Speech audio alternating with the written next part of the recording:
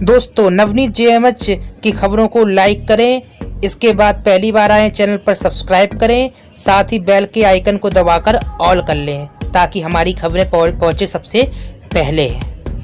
नमस्कार, सभी आंगनबाड़ी बहनों का बहुत बहुत स्वागत है आपके अपने चैनल में। शुरुआत करते हैं। बहुत सारी बड़ी बड़ी खबरें आ रही, जिसमें पहली बड़ी खबर आ रही है, आपको बता दें आंगनबाड़ी कार्यकर्ता और सहायिका यूनियन का धरना प्रदर्शन हुआ है। आपको बता दें धरना प्रदर्शन कहाँ पर हुआ है। ये खबर जो है बालोद यानी कि छत्तीसगढ़ के बालोद से निकल कर आ रही है। आपको बता दूं कि आंगनबाड़ी कार्यकर्ता सहायिका यूनियन जो है C2, इसने धरना प्रदर्शन किया है। आपको बता दें अपनी मांगों को लेकर ये धरना प्रदर्शन हुआ है।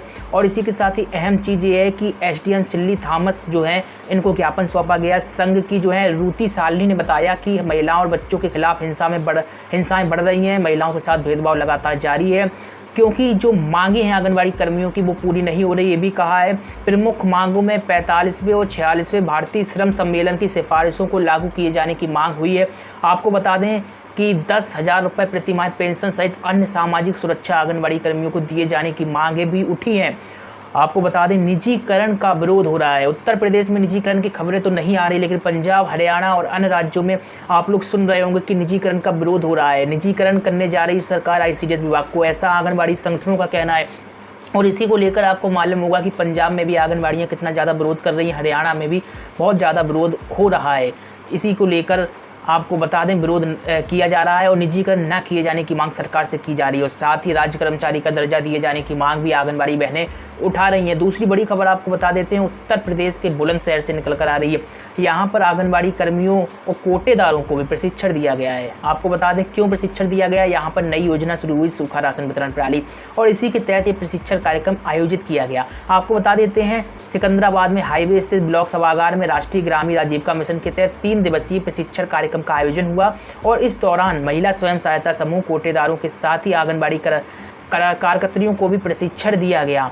ब्लॉक मिशन मैनेजर रेणु ने बताया कि शासन के निर्देश पर राष्ट्रीय ग्रामीण आजीविका मिशन के तहत ब्लॉक सभागार में महिला स्वयं सहायता समूह, कोटेदार समेत आंगनबाड़ी कर्मचारियों को जो है प्रशिक्षण दिया गया है। और प्रशिक्षण का समापन शनिवार को हो जाएगा। प्रशिक्षण कार्यक्रम के लिए पूरे ब्लॉक क्षेत्र में 14 सेक्टर में विभाजित किया गया। हर दिन 2 पालियों में प्रशिक्षण दिया जा रहा है। आपको बता दें पूर्व में आंगनबाड़ी कार्यकर्तियों द्वारा लाभार्थियों को दिए जाने वाले पोषाहार वितरण कार्यक्रम शासन स्तर से बदलाव किया गया था, जैसा कि आपको हम लगातार बताते रहे हैं। और इसी कारण से सूखा राशन वितरण प्रणाली जो योजना शुरू हुई, उसका ही प्रशिक्षण यहाँ पर दिया गया है। और इसके बाद सभी आंगनबाड़ी उक्त पैकेटों को लाभार्थियों में वितरण करेंगी। यानी कि देखिए प्रोसेस क्या क्या होनी है, कैसे पैकेट आएंगे, कौन वितरण करेगा। देखिए अगर प्रशिक्षण नहीं दिया जाता है तो कोई भी योजना शुरुआत नहीं हो सकती अच्छी तरीके से, क्योंकि आंगनबाड़ी कर्मियों को पता नहीं होगा उनका दायित्व क्या है, महिला स्वयं सहायता समूह को पता नहीं होगा उनको काम क्या करना है। प्रशिक्षण में सभी को अपना अपना काम बताया गया कि आपके पास इतना सामान आएगा, आंगनबाड़ी कर्मियों को देना पड़ेगा, आंगनबाड़ी कर्मी लाभार्थियों को देंगी। तो यहाँ पर डिस्ट्रीब्यूशन की पूरी प्रक्रिया जो है बताई गई है प्रशिक्षण में कहीं ना कहीं, क्योंकि बाद में कभी सवाल ना उठाएं और इसी के साथ ही कोई दिक्कत ना आए। इसी को लेकर ये प्रशिक्षण कार्यक्रम आयोजित किया जा रहा है और विभिन्न जनपदों में भी आयोजित किया गया है। आपके जनपद में अगर आयोजित किया गया प्रशिक्षण कार्यक्रम, आपको अगर प्रशिक्षण मिल गया है तो कमेंट में अपने जनपद का नाम मेंशन जरूर करें। चलिए अगली खबर आपको बता देते हैं, आंगनबाड़ी केंद्रों में अब चस्पा होगी अति कुपोषित बच्चों की फोटो। तो बाकी में बड़ी खबर निकल कर आ रही है जो मध्य प्रदेश के गुना से निकल कर आ रही है।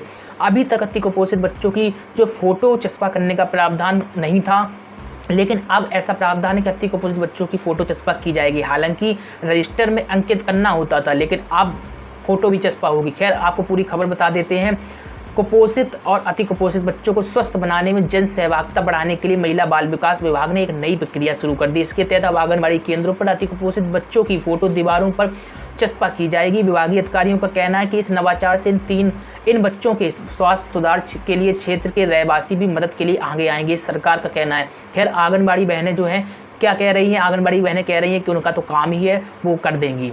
आपको बता दें महिला बाल विकास विभाग शहरी परियोजना अधिकारी जो हैं संजय कुमार ने बताया कि शासन के आदेश के बाद विदिशा शहर में यह पहल शुरू कर दी गई। यानी कि मध्य प्रदेश की विदिशा की ये खबर है। और आपको बता दें उन्होंने ये भी कहा है कि फ़ोटो के साथ अति कुपोषित बच्चे का नाम भी जो है प्रदर्शित करना होगा। और इसका उद्देश्य उन बच्चों में स्वास्थ्य सुधार के लिए होगा, ताकि लोग मदद के लिए आगे आएँ और आंगनबाड़ी केंद्र में आने वाले लोगों को अपने क्षेत्र के अति कुपोषित बच्चों की सही जानकारी भी रहेगी। वे स्वेच्छा से इन बच्चों के खान पान की व्यवस्था कर सकेंगे। और जो है जिला कार्यक्रम अधिकारी, इनका ये भी कहना है कि इस पहल से कुपोषित बच्चों के सुधार के लिए किए जा रहे कार्यों की मॉनिटरिंग भी हो सकेगी। और प्रत्येक आंगनबाड़ी केंद्र पर प्रति सप्ताह इन बच्चों के सुधार के लिए किए जा रहे कार्यों की समीक्षा भी की जाएगी।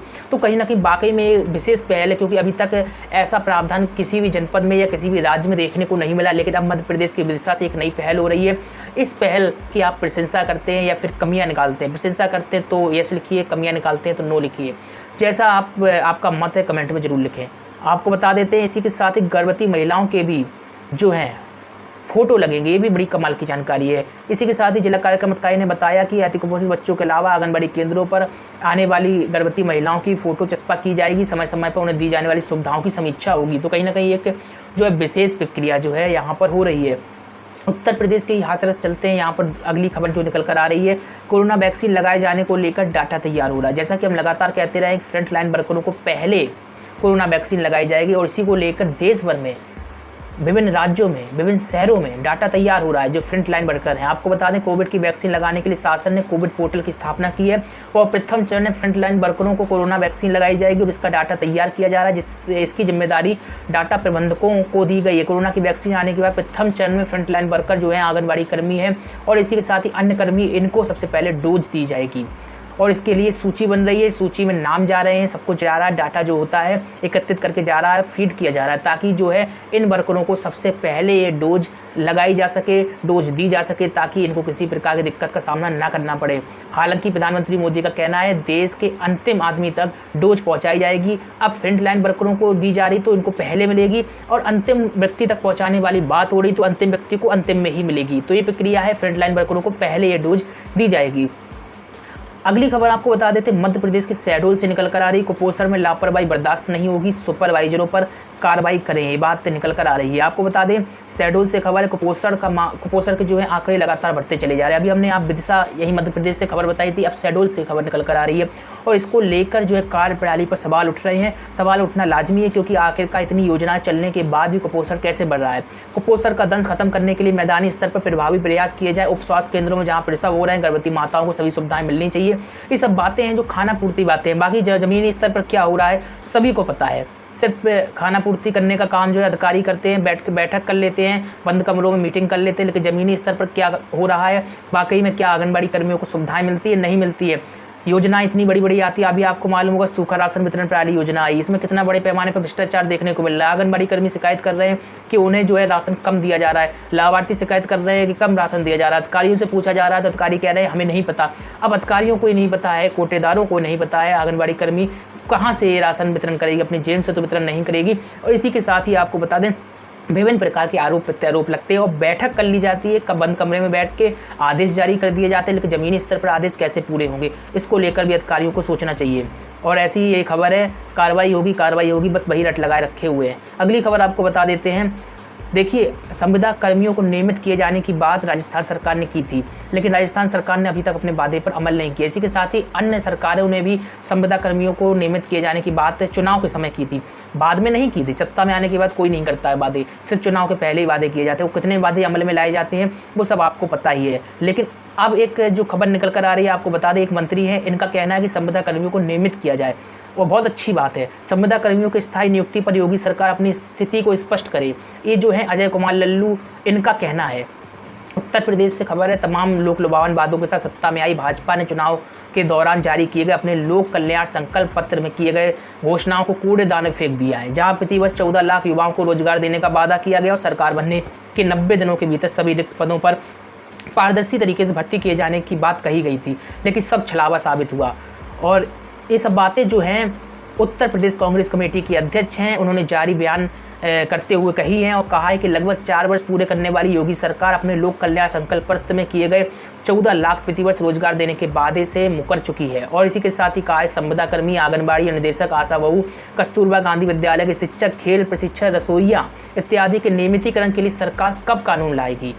और इस पर योगी सरकार को तत्काल अपना रुख स्पष्ट करना चाहिए, ये कहना है अजय कुमार का। आपको बता दें इसी के साथ ही उन्होंने कहा भाजपा की केंद्र प्रदेश सरकार की गलत आर्थिक और युवा विरोधी नीतियों के चलते देश के सबसे बड़े राज्य यानी कि उत्तर प्रदेश में आर्थिक आपातकाल जैसी स्थिति उत्पन्न हो गई है। आपको बता दें ये कांग्रेस पार्टी के नेता हैं और इन्होंने उत्तर प्रदेश की योगी सरकार से कई सवाल दागे हैं और उत्तर भी मांगा है। खैर यहाँ पर सभी खबरें खत्म होती हैं और ज़्यादा खबरों के लिए jmhnews.in पर विजिट करना मत भूलिए। तमाम खबरें आप वहाँ पर पढ़ सकते हैं। नमस्कार।